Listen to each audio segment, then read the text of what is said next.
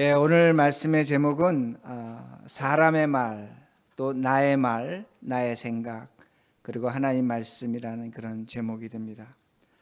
여러분, 세상 사람들은 두 가지 말을 듣습니다. 어떤 말을 듣냐면 다른 사람의 말, 사람의 말을 듣습니다. 그리고 자신의 생각에서 나오는 자신의 말을 듣게 됩니다. 이건 세상이 듣는 말이 됩니다. 근데 우리는 한 가지를 더 듣습니다. 하나님의 음성, 하나님의 말씀을 듣습니다. 그러기에 우리는 세상과 똑같이 삶을 살아가지만 내 주변에 남편, 아내, 다른 사람의 말을 듣고, 그리고 내가 그 말을 듣고 내 말을 합니다. 내 생각이 있습니다. 그리고 우리는 더 나아가서 하나님의 말씀, 하나님의 음성을 듣습니다. 그러면 우리가 신앙생활하는 우리들이 가장 좀 궁금한 게 뭐냐면, 하나님의 음성을 듣는다는 것이 무엇인가? 목사가 설교를 할 때마다 하나님의 음성을 얘기하는데 그것이 과연 무엇인가라고 질문할 수밖에 없습니다. 근데 성경적으로 보면 답은 명확하게 뚜렷하게 나옵니다. 구약에서 하나님은 이스라엘 백성들에게 뚜렷하게, 정확하게, 명확하게 말씀하셨습니다. 왜 그러냐면 구약의 백성들은 율법을 갖고 살 수밖에 없었습니다. 법이 있었기 때문에 그 법에 따라서 하나님은 선지자나 예언자를 통해서 하나님 분명하게 뚜렷하게 말씀하셨습니다. 그런데 신약에 와서 우리는 예수 그리스도를 믿음으로 하나님의 은혜로 구원을 받았습니다. 그러기에 하나님의 음성이 달라지는 겁니다. 이건 어떤 말씀이 되냐면, 예수님께서 우리에게 주기도문을 가르쳐 주면서 뭐라고 말씀하셨냐면, 하늘의 뜻이 땅에서 이루어진다는 겁니다. 우리의 뜻이 하늘에서 이루어지는 것이 아니라 하나님의 뜻이 땅에서 이루어지는 것이 하나님의 음성입니다. 하나님의 말씀이라는 겁니다. 그러기에 하나님의 음성을 듣고 하나님의 말씀을 듣는다는 것은 2022년에 우리에게는 어떤 것이 되냐면 하늘의 뜻을 땅에서 이루는 것이 됩니다. 문제는 뭐냐면 오늘 많은 교인들이, 많은 사람들이 어떻게 오해하고 있냐면 하나님의 음성을 구약적으로, 율법적으로 이해하고 있습니다. 명확하게 뚜렷하게 들려지는 것을 하나님의 음성을 듣는다고 그렇게 이야기합니다. 물론 그럴 수도 있을 것입니다. 그러나 성경적으로, 신학적으로 본다면 하나님의 음성은 오늘도 우리가 들었다면 하늘의 뜻을 땅에서 이루어내는 사람으로 살아간다는 겁니다. 오늘 본문은 하나님의 음성이 무엇인지를 우리에게 분명히 가르쳐 줍니다. 오늘 본문 데살로니가 교회에 대한 바울의 서신이 나옵니다. 바울은 데살로니가 교회에서 목회를 했습니다. 목사였습니다. 근데 가장 실패한 교회가 있다면, 실패한 목회가 있다면 바로 데살로니가 교회가 됩니다. 왜 그러냐면 바울은 데살로니가 교회를 세우고 3주 만에 교회를 떠나게 됩니다. 교회에 박해가 찾아왔습니다. 핍박이 찾아왔습니다. 엄밀한 의미에서 바울 때문에 찾아온 것이 됩니다. 그런데 바울은 그 어린 교회, 3살 된, 3주 된 교회를 버리고 떠나가게 됩니다. 마치 무엇과 같으냐면 3주 된 어린아기를 두고 떠나는 그런 어머니와 같은 모습이 있다는 겁니다. 핍박을 피해서 도망을 했습니다. 그러기에 바울의 모든 서신을 보면 바울 서신 전반부에는 예수 그리스도로 보내심 받은 사도라고 분명히 바울은 선언합니다. 자신의 권위를 나타냅니다. 그런데 데살로니가 교회는 그렇지 않습니다. 그 권위를 나타내지 못합니다. 왜 그럴 수밖에 없냐면 그 교회에 대한 잘못이 있기 때문입니다. 실패가 있기 때문입니다. 좀 전에 말씀드린 것처럼 석주된 교회를 두고 떠나버린, 도망한 바울의 모습이 있다는 겁니다. 그러기에 그는 자신의 사도성을 데살로니가서에서 강조하지 못합니다. 왜 그랬을까입니다. 바울은 다른 사람의 말을 들었습니다. 그 말을 듣고 자신이 생각하고 자신에게 말한 겁니다. 어떻게 말했냐? 나는 이 교회에서 실패한 목회자라는 그 모습을 데살로니가서를 통해서 분명히 나타내고 있습니다. 그러기에 오늘 본문 9절에 이런 말씀이 나옵니다. 9절, 형제들아, 우리의 수고와 애쓴 것을 너희가 기억하라. 너희 아무에게도 폐를 끼치지 아니하려고 밤낮으로 일하면서 너에게 하나님의 복음을 전하였느라. 지금 바울이 왜 저런 말을 하는가입니다. 바울이 말하는 것은 뭐냐면 내가 너희들에게 복음을 전하기 위해서 밤낮으로 내가 돈을 벌어서 내 돈으로 복음을 전했다는 겁니다.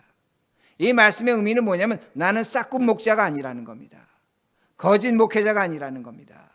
왜 이렇게 말할 수밖에 없냐면 바울은 그 교회를 떠날 수밖에 없었다는 겁니다. 바울이 이렇게 오해받는 이유가 있습니다. 당신은 싹군 목자요, 당신은 거짓 목회자요, 하나님의 종이 아니라는 오해를 받을 수밖에 없었다는 겁니다. 왜 그런 일이 있냐면 오늘 본문 2절에 바울은 빌립보 교회에서 목회한 것을 이야기하고 있습니다. 바로 데살로니가 오기 전에 바울은 빌립보에 있었습니다. 빌립보에서 복음을 전했습니다. 예수 그리스도가 하나님 되심을 전했을 때 바울은 감옥에 갈 수밖에 없었습니다. 예수 그리스도가 하나님이라고 복음을 전하는 것은 당시 로마가 정한 그 법에 맞지 않는 종교 행위였습니다. 감옥에 갇혔습니다. 그 감옥에서 기적이 일어났습니다. 우리가 아는 것처럼 감옥의 문이 열리고 그 간수와 가족들이 세례를 받고 구원을 받았습니다. 그리고 빌립보 그 로마 법정에서는 너 더 이상 복음을 전하지 말라고 하는 그런 판결을 받았을 것입니다. 그리고 석방을 시켰습니다. 그리고 넘어온 것이 데살로니가 교회입니다. 데살로니가에서 와서 바울은 또 복음을 전했습니다. 3주를 정했습니다.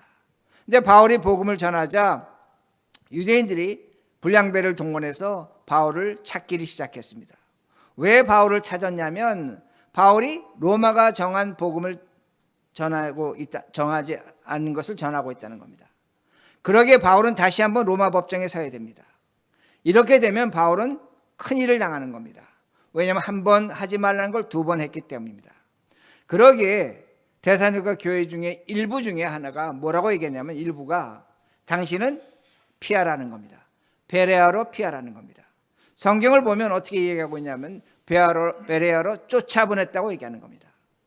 쫓아보냈다는 의미는 뭐냐면 당신이 여기 있으면 큰일을 당하니까 가라는 겁니다. 그러게 바울은 베레아로 갔습니다. 그런데 데살로니가 교인 일부는 어떤 생각을 하냐면 우리를 버렸다는 겁니다. 우리를 포기했다는 겁니다. 교회에 고난이 찾아오자 바울이 우리를 버리고 떠나갔다고 생각했기 때문에 싹군 목자라고 그렇게 얘기하는 겁니다. 여러분 한번 바울의 입장을 생각해 보셔야 됩니다. 어떻게 생각해 보셔야 되냐면 한쪽에서는 당신이 여기에 있으면 더 어려운 일을 당하니까 떠나라는 겁니다. 떠나는 것이 정당하다는 겁니다. 그러나 다른 한쪽에서는 어떻게 목사가 교회를 버리고 떠났는가입니다. 그리스도의 모습이 없다는 겁니다. 우리를 사랑하지 않았다는 겁니다. 그러기에 싹군 목자라고 나오는 겁니다. 여러분 우리는 바울의 정확한 마음을 알 수가 없습니다. 바울이 정말로 데살로니가 교회에 머물려고 했는지 떠나려고 했는지 알지를 못한다는 겁니다. 그러기에 바울은 지금 오해를 받는 겁니다. 마음 한구석에는 아마 떠나고 싶지 않았을 것입니다. 그러나 마음 한쪽에는 떠나기도 원했을 것입니다. 이것이 바로 바울의 입장이라는 겁니다. 여러분 이런 일은 오늘 우리에게도 얼마든지 일어날 수 있다는 겁니다. 우리는 이런 일로 저런 일로 오해받을 수가 있습니다. 또한 우리 자신이 다른 사람에게 설명할 수 없는 일들이 있습니다. 내가 지금 당하고 있는 일이 이런 일이야 저런 일이라고 설명하지만 상대방은 이해하지 못합니다.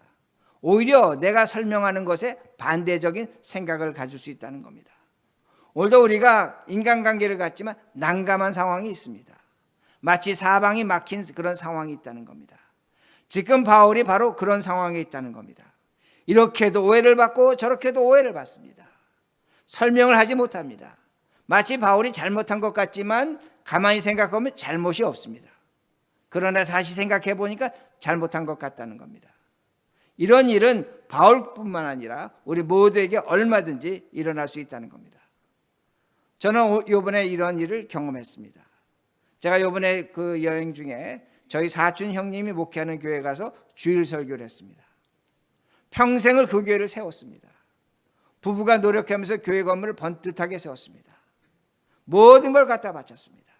사모님은 그 교회에서 일하시다가 허리를 다쳐서 허리를 쓰지를 못합니다. 그런데 교회가 날이 가면 갈수록 교회는 줄어듭니다. 헌금은 줄어듭니다. 그러게 교회 건물을 유지하는 것이 너무나 힘이 듭니다.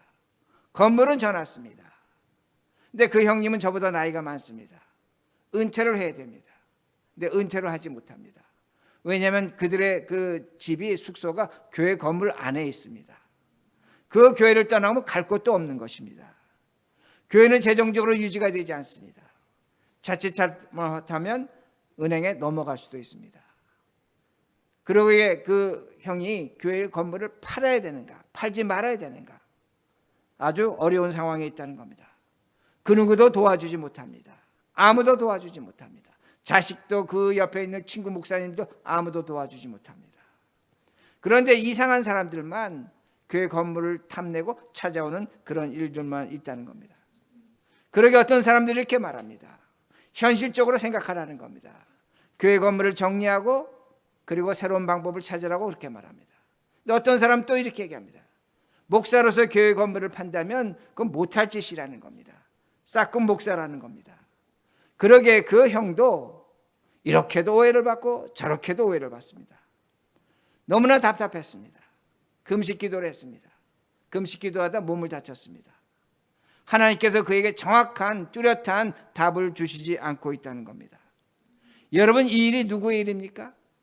한 목회자의 일입니까? 아닙니다. 바울의 일이었습니다. 우리의 일도 얼마든지 이렇게 될 수 있다는 겁니다.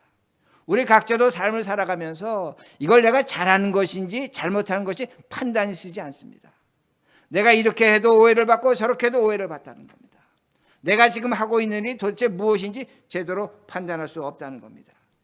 우리의 잘못인 것 같습니다. 그런데 우리의 잘못이 아닌 것 같기도 하다는 겁니다. 여러분, 얼마 전에, 오래전에 저희 교인 중에 한 사람이 어머니를 양로원에 보냈어야 했습니다. 그러면서 얘기합니다. 저는 불효자입니다. 저희 부모님이 저를 키워주시고 어머니가 저를 키워주셨는데 이제는 제가 어머니 돌보지 못하기 때문에 양로원에 보내야 됩니다. 근데 그분은 그럴 수밖에 없습니다. 왜냐하면 그 부부가 나가서 일해서 돈 벌어서 자식을 키워야 됩니다. 그렇게 하려면 어머니를 돌보지 못합니다. 그러게 양로원을 보내는 겁니다. 자신의 잘못으로 생각합니다. 그러나 한편으로 생각하면 그것이 또 당연할 수밖에 없다는 겁니다. 이렇게 해도 오해를 받고 저렇게 해도 오해를 받습니다. 선택의 여지가 없다는 겁니다. 여기 사업하는 분들도 계십니다. 우리가 이민자로 사업할 때 어떤 일이 있습니까? 세금 문제가 있습니다.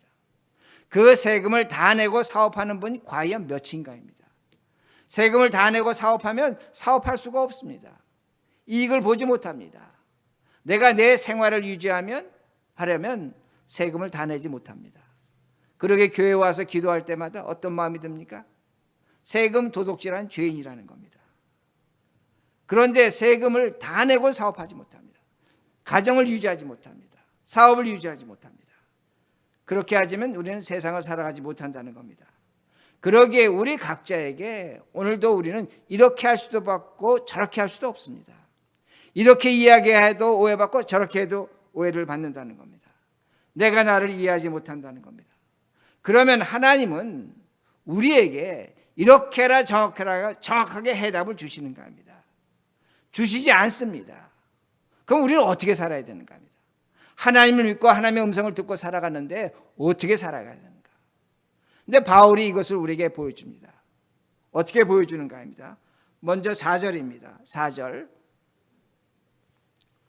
오직 하나님께 옳게 여기심을 입어 복음을 위탁받았으니 우리가 이와 같이 말하면 사람을 기쁘게 하려 함이 아니요 오직 우리 마음을 감찰하시는 하나님을 기쁘시게 하려 함이라. 바울이 아주 중요한 얘기를 합니다. 바울은 지금 오해받고 있습니다. 실패한 목회자라고 그런 소리를 들었고 자신도 그렇게 생각했기 때문에 그 데살로니가서를 서면서 하나님의 사도, 그리스도로 부르심 받은 사도라고 쓰지 않았습니다. 근데 지금 바울이 뭐라고 얘기하냐면 하나님이 나의 마음을 감찰하신다는 겁니다. 하나님이 나의 마음을 누구보다 잘 아신다는 겁니다. 내가 나 마음을 모르지만 하나님은 아신다고 그렇게 말합니다. 그러면서 하나님을 기쁘시게 하는 것이 바로 하나님의 목적이라고 그렇게 말합니다. 근데 여기서 하나님을 기쁘시게 한다고 할 때 저 기쁘게 한다는 그 헬라어 의미는 뭐냐면 하나님의 뜻을 쫓겠다는 겁니다. 즉 사람의 뜻과 하나님의 뜻이 있는데 우리가 하나님의 뜻을 쫓을 때에 하나님에게 기쁨이 된다는 겁니다. 하나님이 우리의 마음을 아신다고 믿으면 우리가 해야 될 것이 무엇이냐? 그것은 바로 하늘의 뜻, 하나님의 뜻을 따르는 것이라고 그렇게 말합니다. 그러면 하나님의 뜻은 어디인가? 하나님의 음성은 어디 있는가 합니다. 우리가 오늘도 가장 궁금한 것이 하나님의 음성을 어디서 듣는가입니다. 제가 이렇게 예를 듭니다. 여러분 이스라엘 지도지를 보면 북쪽에 갈릴리 호수가 있고 그 갈릴리 호수에서 물이 흘러서 그걸 요단강이라고 하는데 사해로 흐릅니다. 물이 북쪽에서 남쪽으로 흐른다는 겁니다. 요단강 북쪽의 갈릴리 호수에는 많은 사람들이 모여 삽니다. 소도 치고 양도 치고 풍족합니다. 근데 그 물이 내려오면 내려올수록 사해로 가면서 광야가 생깁니다. 그런데 사해 주변의 광야는 사람이 살 수 없습니다. 우리 성지순례 가봤지만 양도 또한 목축도 할 수가 없고 사람도 살 수 없다는 겁니다. 광야에는 사람이 살지 못한다는 겁니다.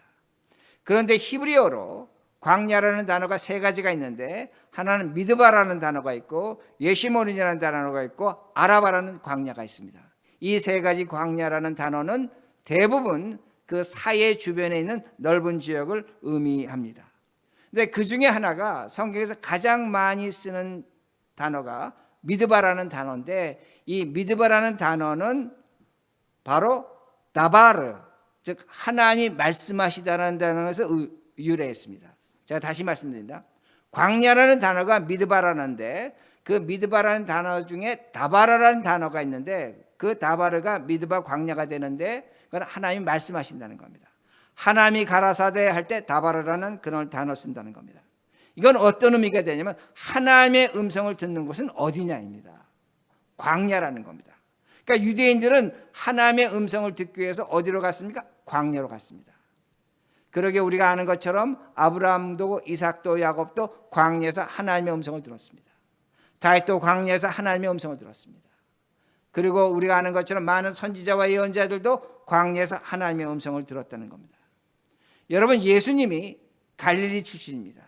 물이 많은 곳입니다. 사람이 많은 곳에 출신이 됩니다. 그러나 그 예수님이 어디로 가셨습니까? 성령의 인도로 광야로 가셨습니다. 광야에서 하나님의 말씀으로 사탄을 이겨내셨다는 겁니다. 성경이 우리에게 가르쳐주고자 하는 것은 뭐냐면 무엇을 암시하고 있냐면 복음의 시작은 하나님의 말씀의 시작은 광야라는 겁니다. 분명히 광야라는 겁니다. 광야는 무엇인가입니다. 사람의 소리가 없는 것입니다. 나의 소리가 없는 겁니다. 침묵하고 기다리는 것입니다. 다른 사람의 말이 들리지 않습니다. 내 말이 들리지 않습니다. 내 생각이 나타나지 않는 것입니다. 오로지 그 광야에서 하나님의 음성을 듣는 곳이라는 겁니다. 즉 2022년에 우리에게 광야가 있다는 겁니다. 여러분의 광야, 우리의 광야가 어디입니까? 하나님의 소리를 침묵하며 듣는 곳입니다. 우리의 기도가 됩니다. 여러분의 이 예배 자리가 됩니다. 여러분이 집에서 성경 보는 자리가 됩니다. 여러분이 조용한 시간과 어떤 공간을 만들어낸다면 그것은 오늘날 광야가 되는 겁니다. 하나님이 우리에게 분명하게 말씀하신다는 겁니다. 우리는 하나님의 소리를 들어야 됩니다. 문제는 뭐냐면 우리는 다른 사람의 소리를 듣습니다. 나의 소리를 듣습니다. 오늘 기도해 주신 것처럼 어저께 한국에서 150명 이상이 압살을 당했습니다. 사람의 소리를 듣는 겁니다. 오늘도 인플레이션의 소리, 정치, 경제, 사회, 전쟁의 소리 다 듣습니다. 사람의 소리 듣습니다. 우리는 안 들을 수가 없습니다. 그 소리를 듣고 우리는 우리에게 말합니다. 우리의 생각을 말하고 있다는 겁니다. 그 소리를 듣고 우리는 기뻐합니다. 슬퍼합니다. 행복하다고 말합니다. 불행하다고 말합니다. 그러면 우리의 삶이 이것으로 끝이 나는 겁니다. 사람의 소리를 듣고 또 내 생각의 소리를 듣고 기뻐하고 슬퍼하고 감사하고 행복하고 그런 것으로 우리의 삶이 끝나야 되겠는가 합니다. 아니라는 겁니다. 아니라는 겁니다. 우리에겐 더 중요한 소리가 있다는 겁니다. 여러분 사람이 사람의 소리를 듣고 나의 소리를 듣는다면 그것이 가장 중요해집니다. 왜? 듣는 것이 없으니까. 그러나 하나님의 소리를 듣는다면 사람의 소리와 나의 소리가 중요하지 않다는 것을 분명히 알게 된다는 겁니다. 하나님의 소리를 들을 때 우리의 모든 것이 달라집니다. 오늘 성경이 분명히 보여주는 게 뭐냐면 바울은 하나님의 소리를 들었습니다. 그러기에 그가 달라진다는 겁니다. 7절입니다. 어떻게 달라졌는가? 7절 우리는 그리스도의 사도로서 바울이 지금 얘기합니다. 첫 번에 얘기하지 못합니다. 2장에 와서 그리스도의 사도로서 마땅히 권위를 주장할 수 있으나 도리어 너희 가운데 유순한 자가 되어 유모가 자기 자녀를 기름과 같이 하였느니라. 여러분, 저 말씀은 이 교인들에게, 데살로니가 교인들에게 어떤 면에 있어서 말이 되지 않습니다. 왜 말이 되지 않냐면 3주 된 교회를, 3주 된 어린아이를 버리고 떠나갔습니다. 아이를 버린 어머니입니다. 비정한 사람입니다. 근데 바울이 지금 뭐라고 얘기하냐면 반대로 얘기합니다. 나는 유모로서, 공동 번역으로 어머니라고 얘기합니다. 어머니로서 너희를 키웠다고 말합니다. 데살로니가 교회에 내 3주 되고 그 교회를 내가 세웠다고 말하는 겁니다. 다른 사람 입장에서 뭡니까? 3주 된 교회를 버리고 떠난 사람입니다. 그러기에 제가 처음에 말씀드린 것처럼 바울은 데살로니가 교회의 목회자로서 실패한 자입니다. 근데 바울은 말합니다. 나는 실패하지 않았다는 겁니다. 교회를 세웠다는 겁니다. 하나님의 음성을 들을 때 바울은 지금 자신의 상황을 역전시키는 겁니다. 반대로 보는 겁니다. 그러기에 우리가 하나님의 음성을 들어야 됩니다. 여러분, 하나님의 음성은 우리를 다르게 만듭니다. 오늘 내가 갖고 있는 상황을 변화시킵니다. 제가 이렇게 예를 하나 들겠습니다.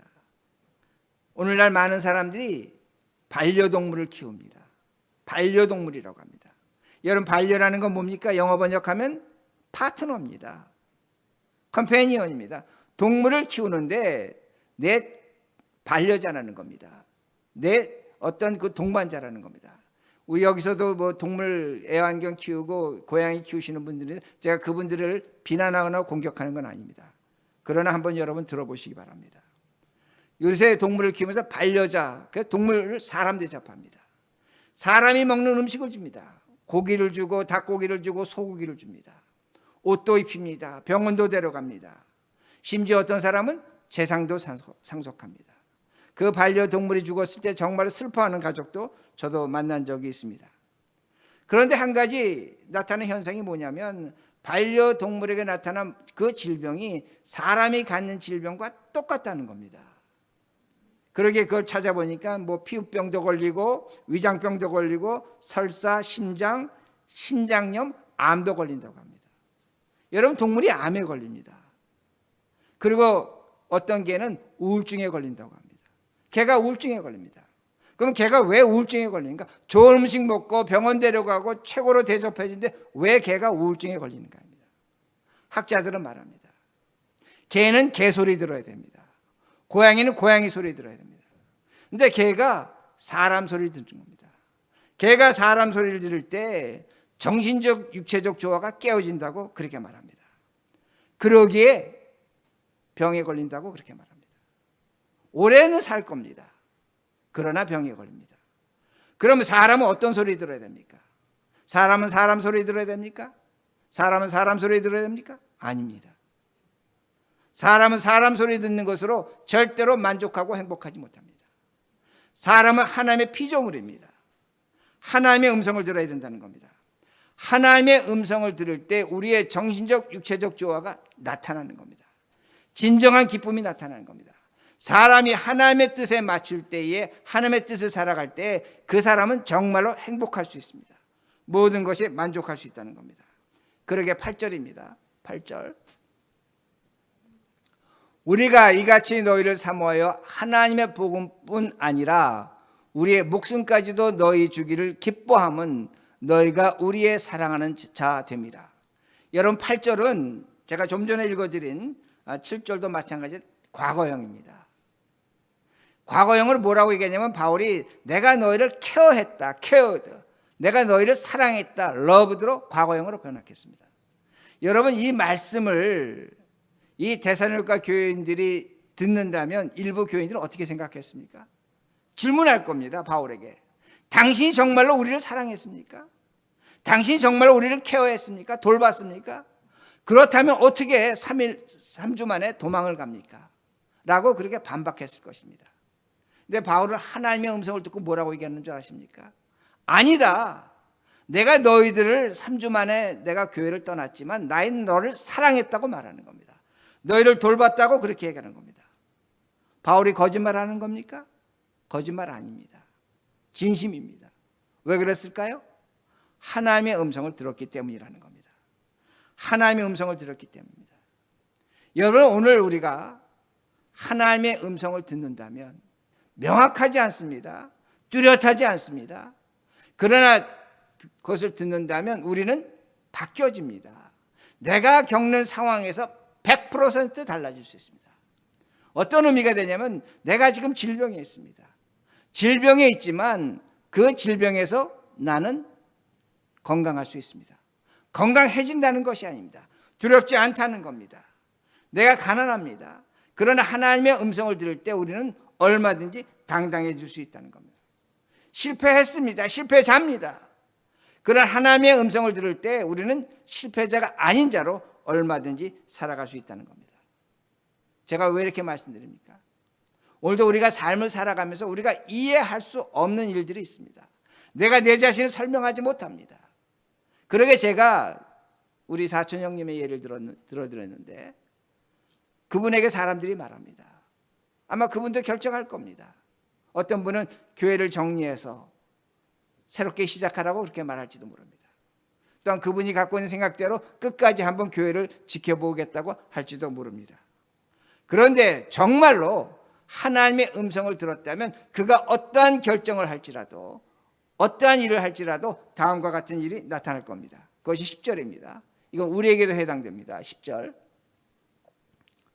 우리 같이 읽겠습니다. 시작. 우리가 너희 믿는 자들을 향하여 어떻게 거룩하고 옳고 흠없이 행하였는지 대하여 너희가 증인이요 하나님도 그러하시도다. 여러분, 여기에 바울이 얘기하는 겁니다. 사람들은 얘기합니다. 바울은 싹군 목회자요, 우리를 버린 자요, 그리스도의 모습이 없는 자요, 실패한 목회자라고 얘기합니다. 근데 바울은 지금 뭐라고 얘기합니까?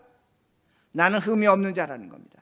내가 선택한 것 경건하다는 겁니다. 거룩하다는 겁니다. 잘못이 없다는 겁니다. 이러한 일에 대해 하나님이 증인이고 너희들이 증인이라고 그렇게 말합니다. 무엇을 얘기하는 겁니까?